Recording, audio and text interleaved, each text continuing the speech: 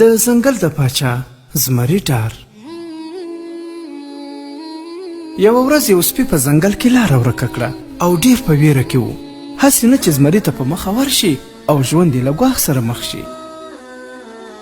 له څه مزل کولو نه وروسته په ناڅاپي ډول زمری مخامخ ورته ښکاره شو. سپي له ځان سره فکر وکړ چې بس نن مې د ژوند آخري ورځ ده او زمری به مې خامخا ښکار کړي.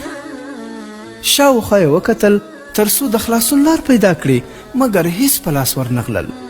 فقط یو څو هډوکي چې مخکې زمریانو ښکار کړی و او هډوکي یې پاتې شوي وو، په هغه یې شروع وکړه او شا یې زمري ته ورواړوله او د هډوکو په خوړلو یې پیل وکړ.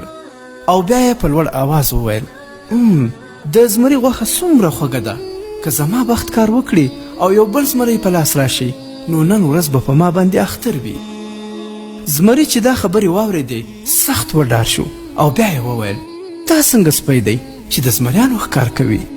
نو باید چې د ځان غم وخورم تر څو چې د سپي له خوراک څخه بچ شم. او بیا یې د سپي نه لار چپه کړه او لرې وتښتېد.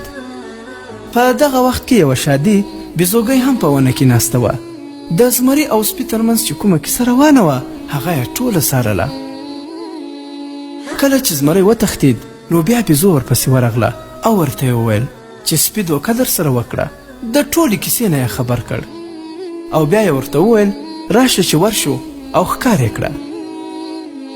زمري ورته وویل: راځه زما په شا سپره شه چې د سپي غم وخورو، ځکه چې ماته یې دومره غټه دوکه راکړه په داسې حال کې چې زه د ځنګل پاچا یم. سپي چې زمری او بیزو ولیدل چې د نوموړي په لور روان دي نو سپی بیا ورخطا شو چې اول ځل خو بچ شوم، مګر دا ځل به مې خامخا ښکار کوي. له لږ سوچ کولو نه وروسته بیا په مخکینیو هډوکو باندې پیل وکړ او شا یې زمري او شادو ته واړوله او په ډیر خوند سره یې هډوکي کړپول.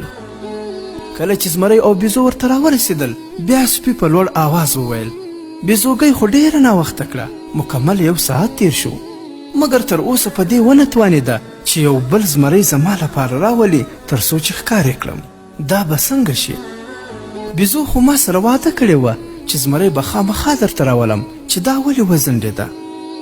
زمری چې د سپي خبرې واورېدې ډیر په قهر شو او بیزو یې له شا نه راوغورځوله او بیا یې ټوټې ټوټې کړه او بیا یې ورته وویل چې تا ما سره خیانت کوه او زه دې په دوکه سپي ته راویستلم، نو ځکه مې دا سزا درکړه.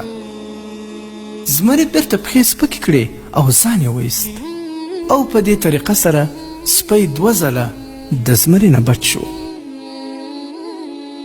ګرانو دوستانو، د دې کیسې پندا دی کله چې د ظالم دښمن سره مخامخ شي نو دا بیا ډیر شرم دی چې په بېغیرتۍ سره مړ شي.